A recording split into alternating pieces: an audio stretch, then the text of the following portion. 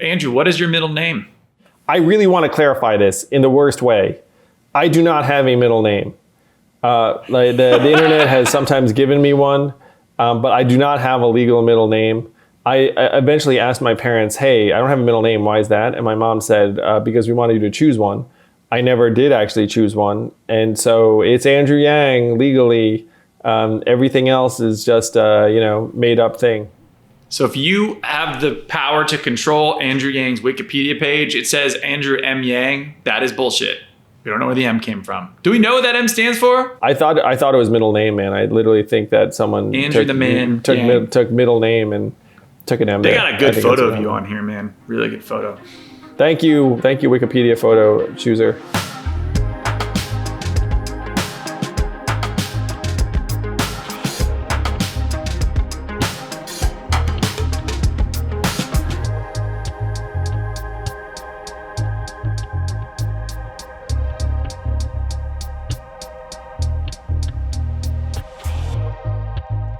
Welcome back to Yang Speaks. It's your co-host, Zach Grauman. Guys, folks, it is officially our 100th episode of Yang Speaks, or officially when we're celebrating it. We thought it'd be fun to bring back a little Zach and Andrew banter and do a little mailbag. We haven't done it in a while. So you guys asked, I put it out there on the podcast, #Ask Yang Speaks.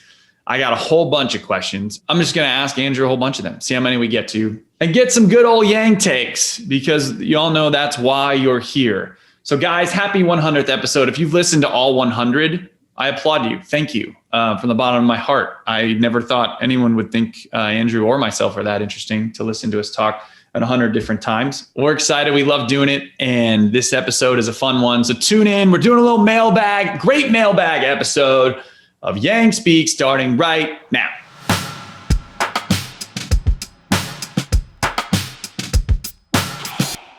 Hello, everyone. And when I say everyone, I really mean Zach. Zach, it's We're a reunion. Back, baby. And why is it a reunion? It's a reunion because it's approximately the 100th episode of Yang Speaks.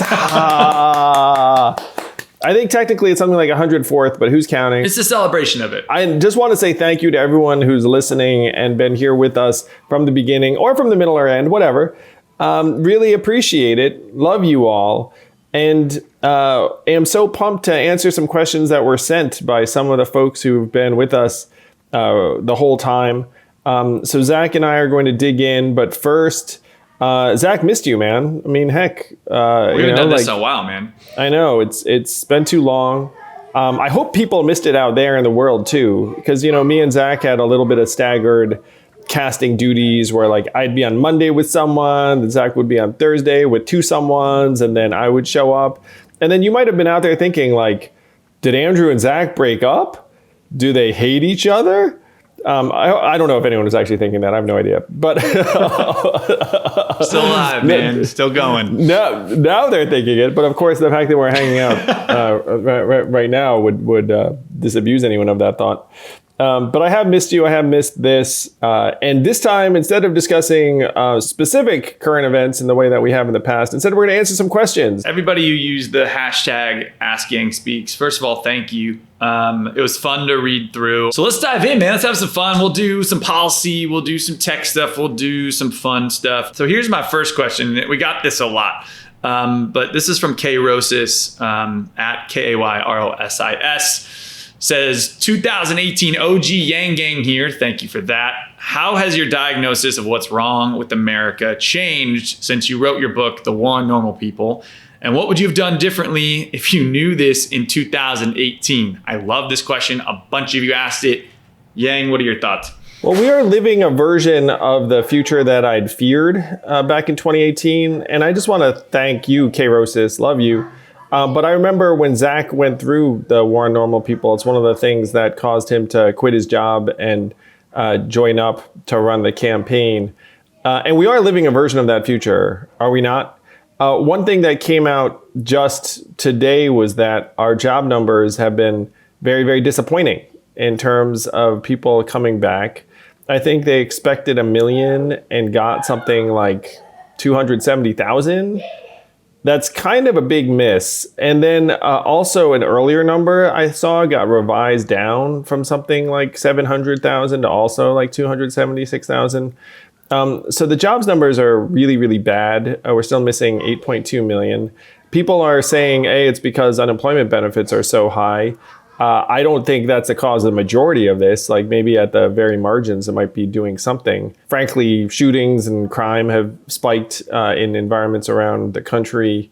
Mental health has gotten absolutely crushed. I mean, some of the numbers I saw said that over half of people are suffering from some kind of anxiety or depression or mental illness. A lot of kids have been suffering from learning loss in a particular way. It's bad. Now, if you were to ask me what I would have done differently if I knew this in 2018, I mean, shoot, if I'd been able to see the pandemic coming, I mean, then I probably would have dropped everything and just gone and been like, hey, instead of warning people about the automation wave, I would have been like, there's going to be a pandemic. We need to freaking get in front of that. True. It's been, at least on some level, somewhat encouraging that the policy responses at the federal level have kept growing in size and scope. This child poverty tax credit could be a game changer for millions of families. I don't think it gets enough press. If you look into it, it's going to send the equivalent of $300 a month to millions, maybe even tens of millions of families. Clearly, the stimulus checks were the most popular thing in the rescue plan and the other relief acts, where something like 85% of Americans liked it. And I was always very firm in the belief that if we started putting cash in people's hands, people were going to love it, and people were going to see that it worked. It was the best thing that we do, and then they're going to want more of it. And I very much believe that we're on that path. Everything you thought about didn't change. Just actually started moving faster, which is dark. Let me ask you this. I've seen McDonald's. There's memes, and I don't know the numbers on this. And you just kind of touched on it, talking about this on the margins. McDonald's offering $50 an interview and things like so. The low-paying jobs companies are struggling to fill, and I think you've known that when you talk about universal basic income. You're like, yeah, the jobs that are horrific on people, either need to pay them more or they need to automate fast because it's human suffering in some ways and exploitation. But there's probably a transition period between a full UBI and then like this like gap of employment with those types of jobs. Like thoughts on how you help companies and people make that transition? That's a great question. I do think in some of those cases, you do just need to compensate more. Some of these businesses. Yeah. Agreed. You can totally do it. I don't think that's a bad thing. I think if people had a certain level of subsistence and then weren't getting exploited and then could actually make a choice whether they wanted or didn't want a job, and then if the company wanted them to work, they need to maybe pay them more, give them better benefits. I think that's positive. The problem really is a transition. And it's one of the reasons why I really tried to go through in my book, like what the steps could look like, because there's this real disease in American life, certainly in the media, where everyone just goes, okay, point A, point B, like we're going to go here. And, and then you're like, well, what about that incredibly long or brutal or disruptive interim period that will probably last X years? So if you think about this situation with fast food workers, it's like, what would my preference be? Either pay people significantly more or automate the jobs. And then the problem right now is this interim period where you have businesses that are like, oh, I actually can't pay you more, and we can't automate these jobs. And so like, what do we do? And then now people are complaining. It's like, oh, people won't accept my shitty, subsistence wage to do this job. So we're in a period of mammoth transition. The fact that the labor market numbers are so bad is a sign that this transition is not going that well. And one of the things that I've always been very, very afraid of, which is one reason I was pushing so hard for cash relief this whole time, is that our government is such an imperfect administrator of trying to make people whole or right the wrong. So you have like these PPP programs, and I'm so glad that they exist, but like you got to know that there's been some really bananas inequities in terms of like who gets the PPP, what they use it for. Like there are some business owners who just access money and then, frankly, like certainly didn't preserve jobs as a result. And then if you're less plugged in, then you're much less likely to get that aid. So it's one reason why I was so passionate about cash relief is like, well, at least they can know that you exist you know, and if you exist, you get money. Free money if you plug in, right? Yeah. Yeah, and it was Chamath Palihapitiya who said, look, we should just be trying to make people whole and let these companies and their capital structures, figure it out. And that was a very interesting point. The issue is that we've said, look, let's make these institutions whole because it will help the people. But then it's only the people that are connected to the institutions that get protected and get made whole. And I saw this, versions of this in the questions was, the economy is like a flywheel, like a huge wheel. And once it's spinning, it's almost unstoppable. You know, things do stop it. But when it stops, it takes a lot to get it started.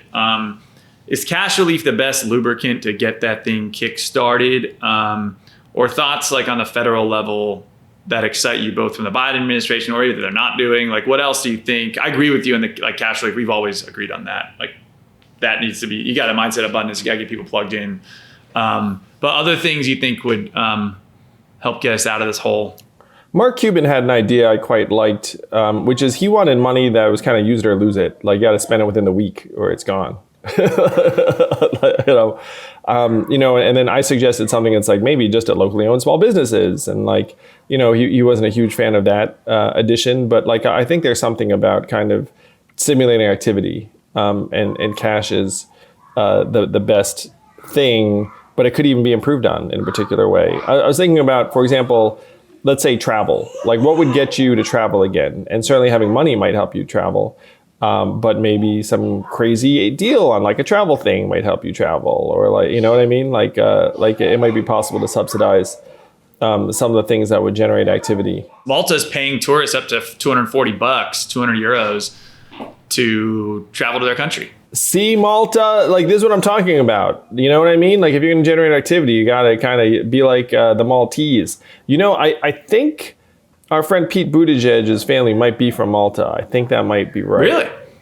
Yeah, I think that might be right. Check that. To me, it's like we've all, over the past year, become this creatures of internal, almost laziness, right?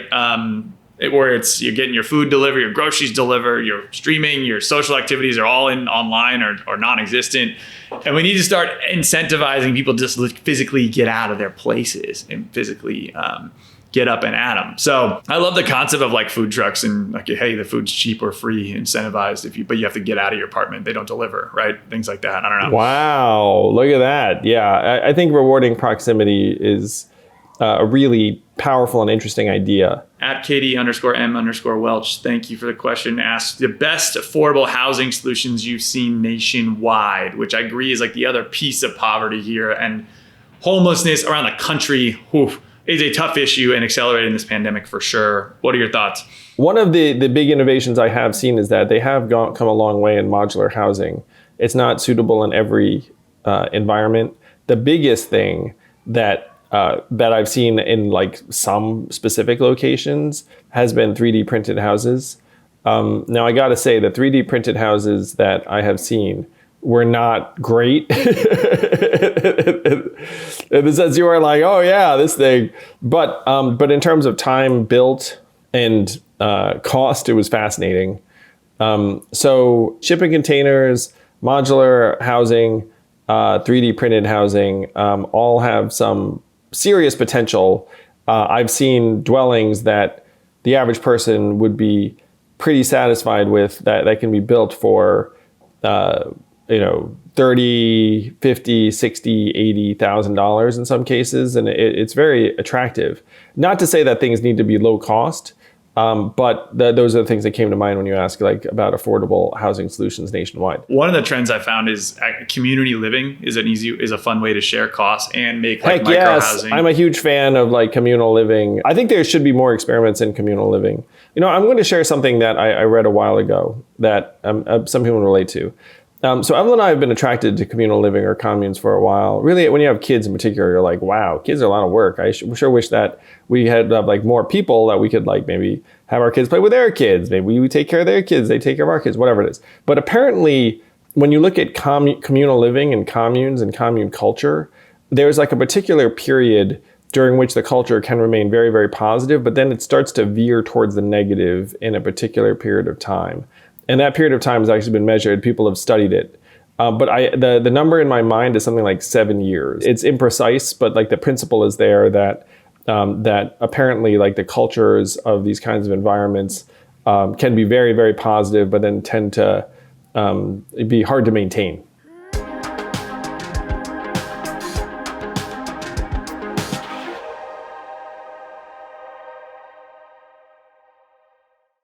This episode of Yang Speaks is brought to you by Hello Tushy. Yes, we're still doing bidet ads on this podcast, and there's no other bidet you want to talk about than Hello Tushy. You cut down on toilet paper, which adds up, by the way. If you're an adult and you're buying your own toilet paper, that stuff adds up. It also clogs your toilets. You don't have to worry about that. It's better for the environment, and some people, particularly myself, they love them. It's easier. It's better. So the brand new 3.0 Hello Tushy modern bidet is awesome. It's eco-friendly, it's stylish, easy to install, and it cleans itself. It's pretty freaking cool. All water. So here's the deal. Get your booty in gear, folks. Get a bidet. Go to hellotushy.com/yang to get 10% off plus free shipping. We love doing these because there's discounts. So 10% off and free shipping. Pretty great. Special offer just for Yang Speaks listeners. Go to hellotushy.com/yang for 10% off. hellotushy.com/yang.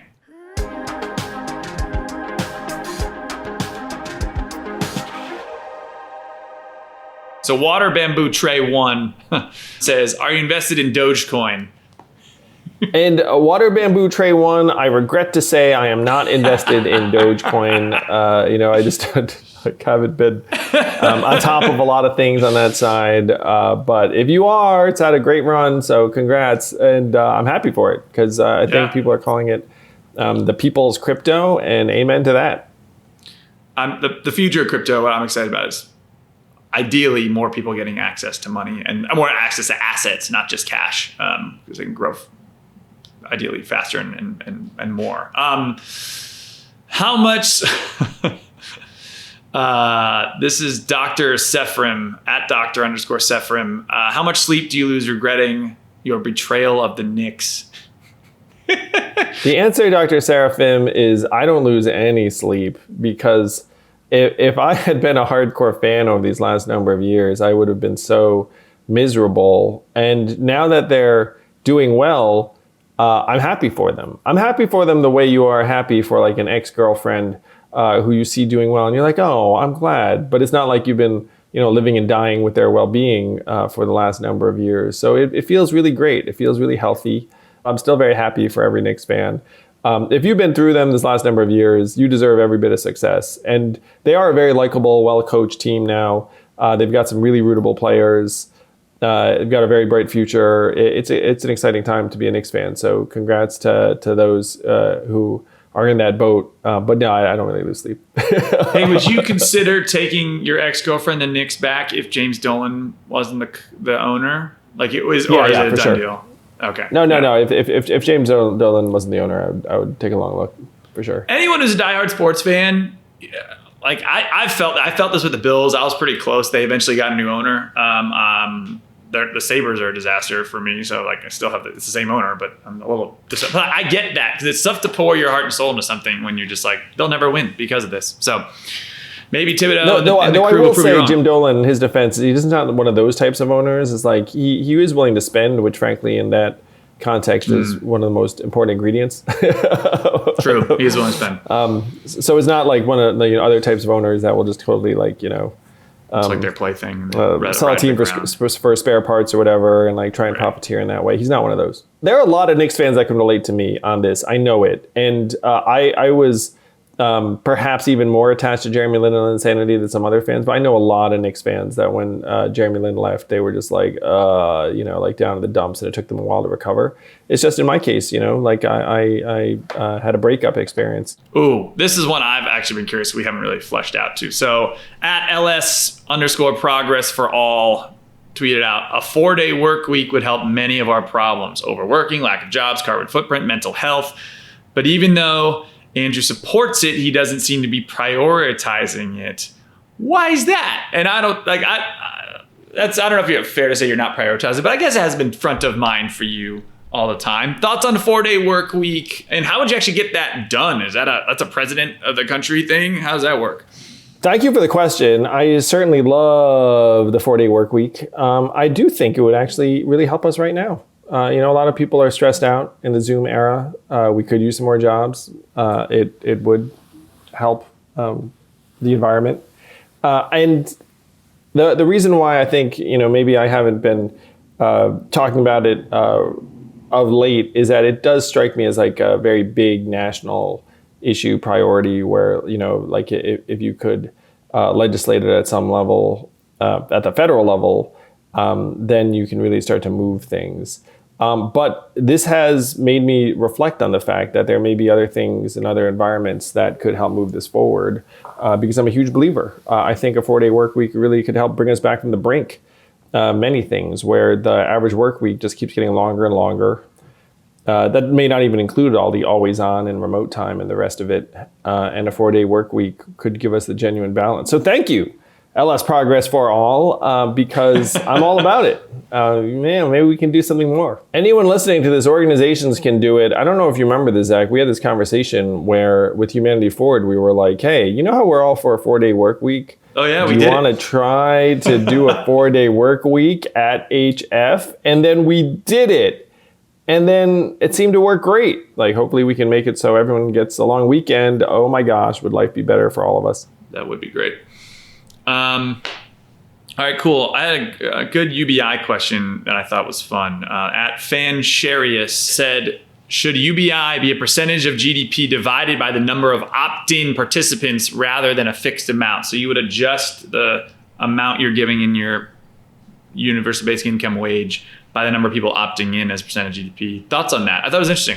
Fansharius, there were a number of proposals that I looked through before I ran for president on like what the UBI proposal should look like. And so some people were thinking about like, hey, how about you take like a carbon tax and you like divide it by number of people and we get this much money. Or there are different natural resources that we could use. In this case, you're saying percentage of GDP. And the reason I just went straight for $1,000 a month is that it would be impossible to explain to anyone like, hey, you're going to get X and it's going to be a range and like no one knows and the rest of it. I'm just like, screw it. Let's just give them like, a number that everyone can understand. It's $1,000 a month. And so I did that for political reasons, like in terms of policy. Is that wiser? I personally think that making a commitment to people that they can understand and that you're then on the hook for, and then, you work with that is a better approach because though I will say that obviously Alaska has had a fairly positive experience with the Alaska oil dividend, which is petroleum money divided by number of Alaskans, et cetera, et cetera. So they get a range in any given year, so they don't know what it's going to be. I think of late it has ranged from maybe something like $800 to $1,500 a year per person. So it's like a significant range. And it hasn't been the end of the world. So maybe there is something to like some kind of total divided by number of people that it could work fine, just like it did in Alaska. But I thought for political reasons and communication reasons, you just want to set a number. To me, there's something to be said for some of these benefits, particularly cash relief or anything really, flying under the radar, Because like when it's front and center, you're like $1,000 a month for everybody. If you were president right now, there'd be the Republicans lining up to stop that, right? People would be freaking out. But right now, under the Biden administration, it's not $1,000 a month, but essentially with some of these childhood tax credits that are being front loaded, there are families getting a form of a UBI right now, or are going to be soon, which is exceptional. I'm very proud of that. I think we had something to do with that. And it's not dragged in the media whatsoever because it's kind of complicated and it's a little bit under the rug between infrastructure and other things they're talking about in climate change. You know what I'm saying? In this case, too, it was also somewhat bipartisan, Zach, because some Republicans are for it. It's very pro-family. And because it's pro-family, I don't think it ever will be dragged. Like the child tax credit actually increases for a number of kids you have, which Republicans really like, because then it's like, oh, you have more kids, you get a bit more money, you can like raise them better. And Democrats obviously should love it. So I think it's going to be one of those rare unicorns where like no one particularly wants to attack the child poverty tax credit. All right, this is a good one, and I know it's something you're passionate about. At Timbo Ghost 1989, thank you, Timbo Ghost. I'd like to ask y'all, how do we break down the widespread lies and misinformation in our society? So much human energy is wasted, lost, and misguided through people being misled and tricked. we agree with that. We had Tristan Harris on here too, talking about a point of this disinformation. Or Kevin Roos talked about it. We had a number of guests talk about it. Thoughts? Yeah, so some of you know that I am working on a book. It's going to be out toward the end of this year. But it tries to break down some of the reasons why we're all just freaking trying to figure out what's true and not true. And like our society just can't agree on anything. And you're seeing it again with things around the vaccine and other things that we should hopefully be able to come together on. So the three things I identified are local news, cable news, and social media as all being problematic. And now local news is problematic in that it's dying. Like I actually think local news is one of the antidotes. But 2,000 newspapers have gone out of business and they were local papers.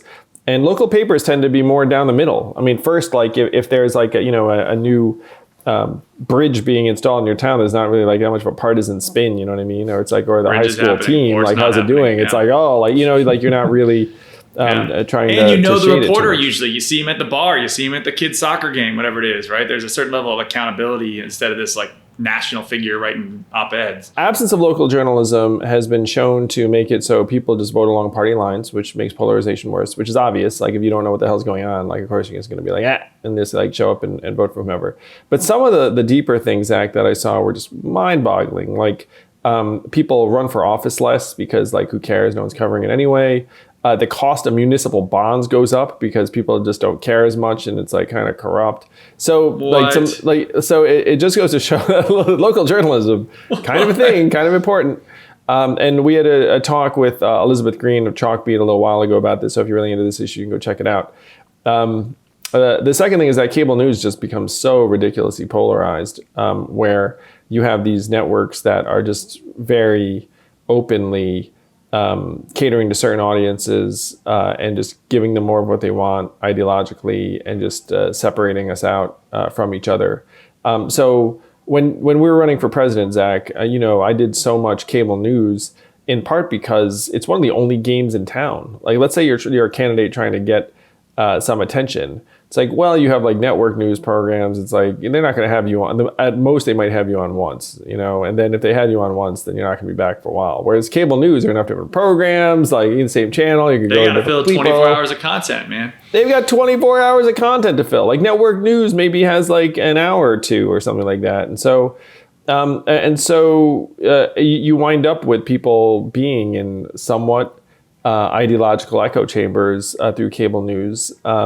And then the biggest culprit's obviously like social media, just, making it so that everything is questioned. Conspiracy theories are rampant and attract millions of adherents. So this is a very long-winded way of answering when Timbo Go says, hey, you look at all these problems. The immediate fixes in my mind are invest in local journalism. And there's actually a law in Congress called the Local Journalism Sustainability Act that, believe it or not, would put billions of dollars into helping newspapers survive. And other types of publications, but primarily newspapers. Give everyone a tax credit for getting a local news subscription, giving businesses a tax credit for advertising in the paper. It's really good stuff. And I, for the life of me, have no idea why Congress has not passed it, because red states are losing their papers just like blue states. I mean, like, look around and being like, do you really not want a town paper in your town? I mean, like should not be a partisan issue. And the Local Journalism Sustainability Act is just like tax credits and other things that's like not going to affect the nature of the information. On the cable news side, I would bring back the fairness doctrine, which is when back in the day when you were supposed to show two sides of a political issue, which people would hem and haw and scream bloody murder. But frankly, I think media was more rational pre 1987 or whenever that rule died. And I'm old enough to vaguely remember news from that era. It was very boring. It was just like, people just saying the same stuff. Like, would boring news be the worst thing in the world? It should be medicine. Let people entertain elsewhere. That's my thought. Yes. And then social media.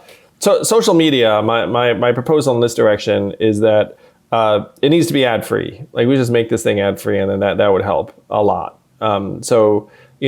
Contrast something like Netflix and YouTube, where Netflix is serving you content, but it's ad-free and like you pay for it. It's a walled garden. And then YouTube, it's just going to just bombard you because Yeah, like, you just got to go down that rabbit hole. And so now these would be massive changes. I think that they would help. And then even after you do all of these things, Timbo Ghost, it still wouldn't really do the trick. It would heal some of the damage. And so I have this vision, and I have no idea how we're going to get it done. But we need a body of people, and I think it's going to be people actually, that other people actually trust. And if you try to imagine, and this is something I'd love for everyone listening to this to do, because I do this every once in a while, and unfortunately it's getting worse. Who are these people? Who are these people? Who are the most trusted figures in American life today? All right, let's have our draft. Okay, who's your top draft pick? I the first name that came to mind for me is still Barack Obama. I think he'd be on the list. I would have picked Oprah. I would have got non-politician. Oprah's on the list. I agree. So this is something that I think would be necessary to bring us back from the brink, is that you have folks who just people believe in.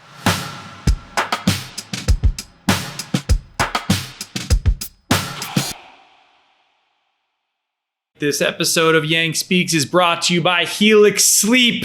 What I love about Helix Sleep is that you can get yourself a mattress for not just yourself or whoever your partner is, whoever you're sharing the bed with, whether that's pets or kids or partners, you can find the right mattress for you. So Helix Sleep has a quiz that takes just 2 minutes to complete, matches your body type and sleep preferences to find the perfect mattress for you. So if you like it soft or firm, or you sleep on your side or your back or your stomach, or you sleep hot, you can do a whole bunch of things with Helix. So I took the quiz. I got the Luxe model. I got the biggest one I could find, and it's the right kind of softness, and I love it. So here's the deal.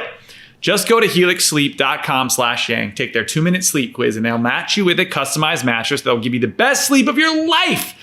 And I mean that, best sleep of your life. Sleep like a baby. Helix right now is offering $200 off all mattress orders and 2 free pillows for our Yang Speak listeners at helixsleep.com/yang. That's Helix, HELIX, sleep.com/yang for up to $200 off and 2 free pillows.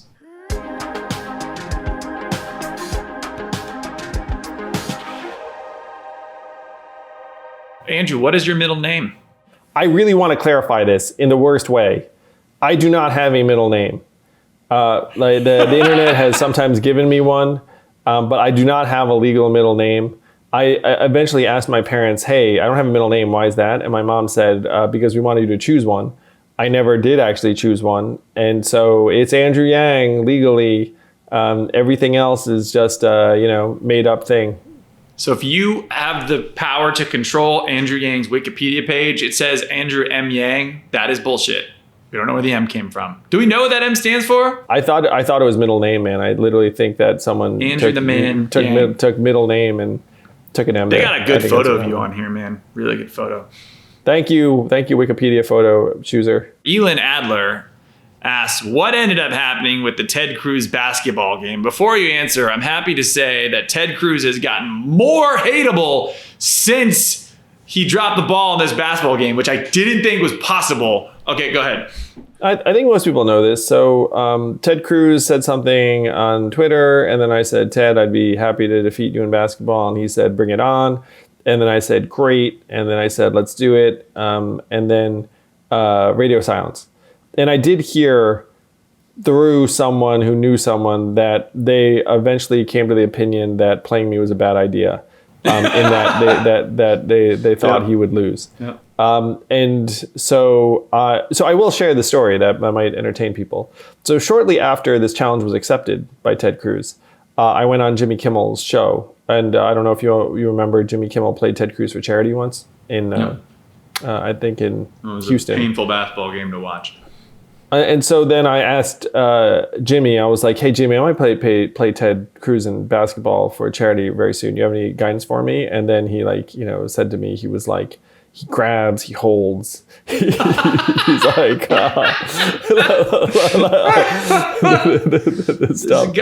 this freaking guy. So anyway, that was the scouting report from Jimmy. But it was literally, he just went radio silent and no-showed and just... and his staff apparently decided it was a bad value prop for them. I really would have enjoyed that game. I think I would have won. You would have won. You would have run around him. And we will raise money for charity. It would have been great. Data is a property right. Haven't talked about it a lot, or a lot recently, but used to talk about it a lot. Anything exciting you in that realm or thoughts there? I did speak to some folks who were advising the New York State Legislature about this issue, and they were studying the law in California. So that would be great news. Most of you know that the CPRA in California passed this past November. And it's only been 6 months, so there haven't been massive moves since then. But the fact that New York is studying it is a very big deal, because I think that if New York were to adopt some version of enhanced data protection that shows that our data is ours and our property, that would be very, very powerful. I think that if you got California and New York, that the feds may follow and that you might have a national framework.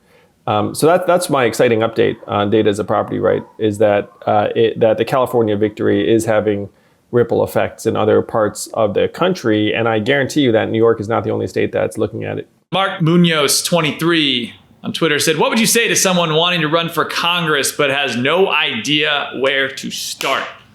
Oof. Wow, Mark, what a great question. And I say, I actually read a chapter about this in my book that's upcoming.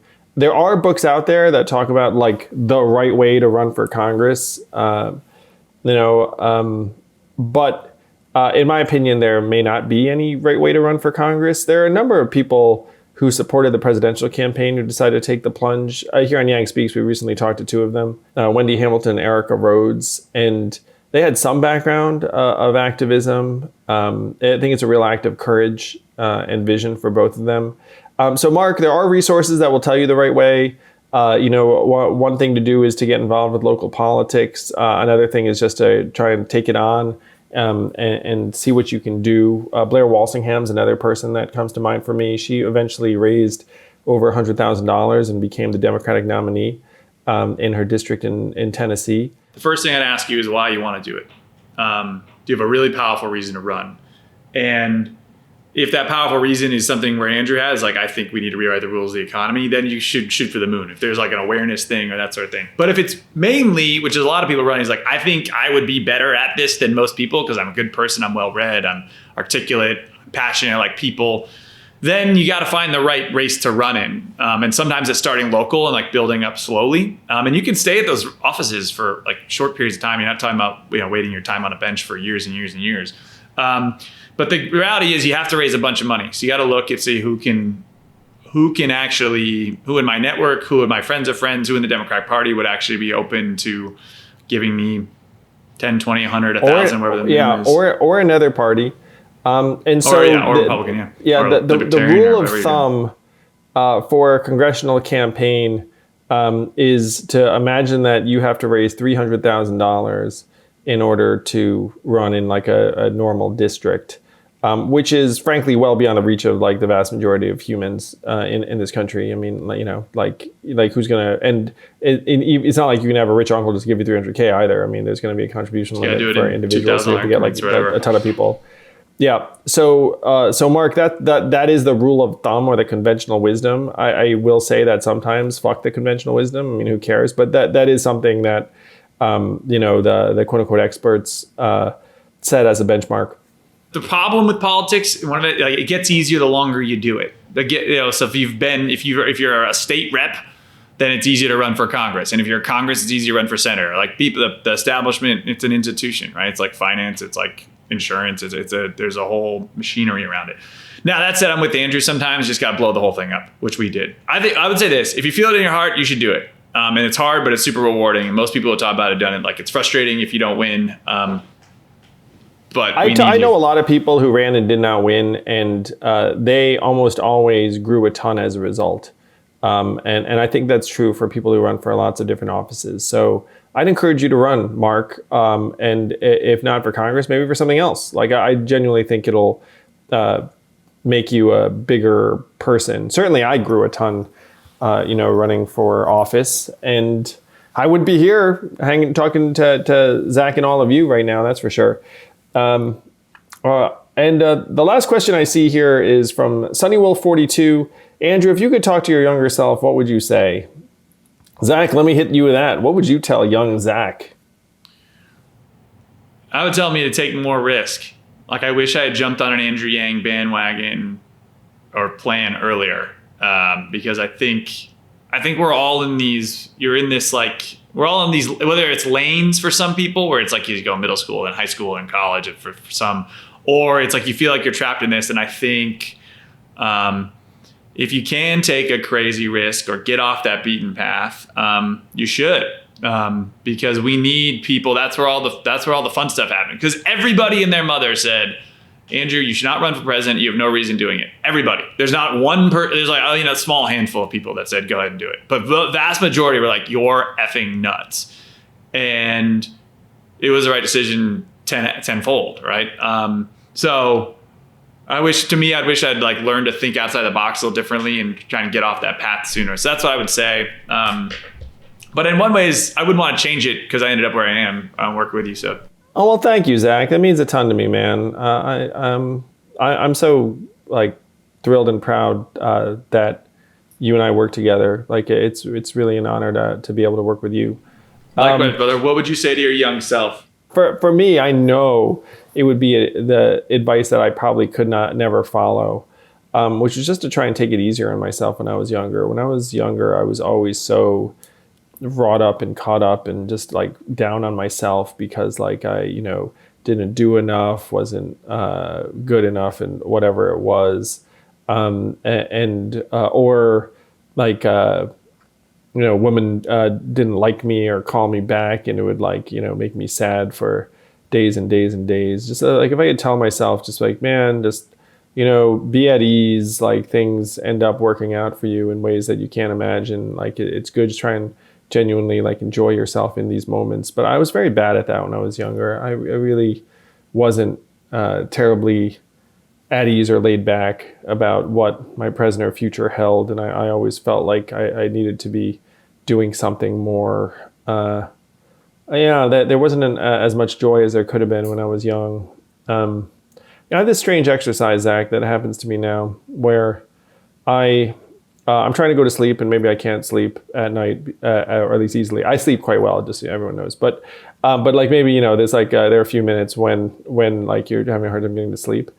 And I start counting just 1, 2, 3, 4, 5. And in each number, I try and remember something from that year of my life. So obviously I can't remember anything like 1, 2, 3, and then 4, I start remembering something, 5. And I'm not remembering anything specific. It's like an image or a flash or an emotion. And then I just keep going 5, 6, 7, 8, 9, 10, 11, 12. And then eventually I'm getting into, like 25, 30, 35. I'm like remembering like, who I was and at least maybe like a moment of something I experienced during that year of my life. And then by the time I get to 46, which is what I am now, I'm sort of like in the present and somehow it relaxes me. Somehow like imagining this arc of like the years of my life, then I kind of feel more at rest. But if you looked at like the way I was in year 24, 25, 26, 27, I was like always so tense and trying to figure it out, trying to make progress. A lot of the times when I couldn't make progress, I would just do something that gave me a feeling of progress that you can control. So like the basic one during those years for me was going to the gym. It's like, well, like, maybe relationships aren't exactly materializing the way I want, or maybe my career is not going the way I want, but I can pump this iron. Personal max today, yeah. Yeah, I could do that. And you can argue whether that was like a healthy or unhealthy way to channel that feeling. But I had that feeling my entire 20s, I'd say. I met Evelyn when I was 31, and I thank goodness that I didn't meet her until then, because I just started to mellow out enough so that when, she met me, that I could like be someone that frankly you could build like a healthy long-term relationship with. And if she had met me at any other point, we would not be married today. Like I know this 100% in part, Zach, because I don't know if people know this, but so I was like start, going out with Evelyn,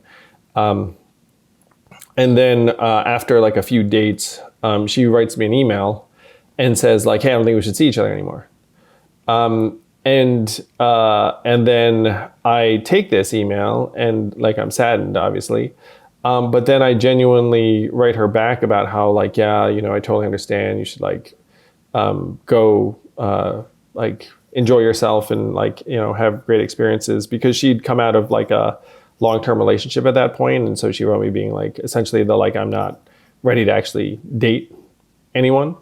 And so I said like, yeah, like totally get it. Like, I want you to go do like, whatever it is that, you wish you'd been doing this past period of months. And I hit send on this email, and then I genuinely like sat down on my couch and was like, okay, I'm never going to see her again. And that was very sad, but like, I was actually able to accept it. And I would never have been able to accept it in any kind of like even moderately healthy way when I was 29, 28, 27. Like I would have been like completely keyed up. And then if I had written her back in, like it would have come through like how wounded I was. But because I was like at least somewhat at peace with it at the age of 31, she then called me like a couple days later and was like, hey, what are you doing? You want to like, which obviously it was like mystified me completely, because I was like, I thought I was not to. We just broke up. Yeah. See you again, but I am free. And so I just, went to where they were. And then the next night I would like say like the same thing happened several nights in a row where it was like, hey, what are you doing? Hey, what are you doing? And then each time, even after I'd go out and hang out with her and her friends somewhere, I'd be like, and never going to see her again. And like, it just happened several times. Right. So I would try and go back in time and tell myself to relax. But I just wasn't capable of it at that point. So if you're young and you can relate to that, just so you know, you do mellow out. At least I did. I think you're like a relatively intense guy in like in a productive way. So I'm curious to imagine what intense Andrew is, like younger Andrew. How much of a workhorse you probably were, if that's what you're talking about. But your answer made me rethink mine. Is like honest, like as a kid, I wish I knew not to care what other people think so much. There's Dr. Seuss has a quote. It's like. Be who you are, say what you feel, I think, because those who mind don't matter and those who matter don't mind. And it's like, if you can't be yourself, you don't want to be around those people. If people don't like you for who you are, you don't want to be around them anyway. I wish I knew that at a younger age. I kind of learned that in college. And look, if it weren't for that email, man, we wouldn't be here for sure. I genuinely have that. I really should just like be thanking my lucky stars for whatever I put in that email every freaking day, because like, who knew? That's your angel guiding your hand, man. Anyway, guys, thank you for tuning into our mailbag. We'll try and do this a little more often if we can. The schedules are crazy. Thank you for being here for me and Zach and the podcast and supporting us. It means the world to both of us. I'm so thrilled that we got to this 100th episode celebration. Here's to 100 more, then 100 more after that, because this podcast is really special to me and important to me. Like it's something that I value, just because it's like it enables me to think and process and interact and socialize sometimes in like a particular way. Like I'm so grateful, and we couldn't do this without everyone listening to this right now. So I just want to say thank you from the bottom of my heart. Amen. And on a fun note, fact check, Pete Buttigieg's dad is from Malta. Well done, Andrew, as usual. Spot on remembering that type of fact.